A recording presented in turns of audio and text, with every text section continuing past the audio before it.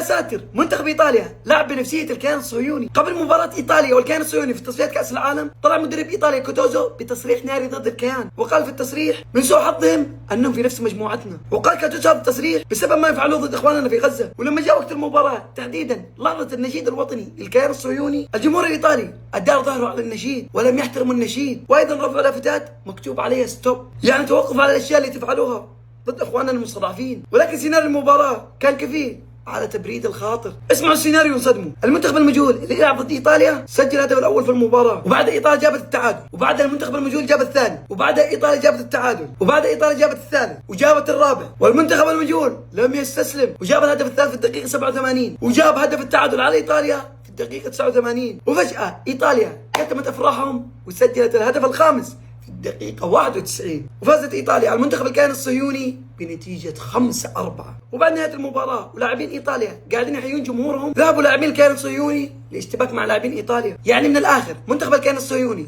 لم يسلم من الجمهور ولا من اللاعبين ولا من سيناريو المباراة، حتى ما بيتأهل إلى كأس العالم.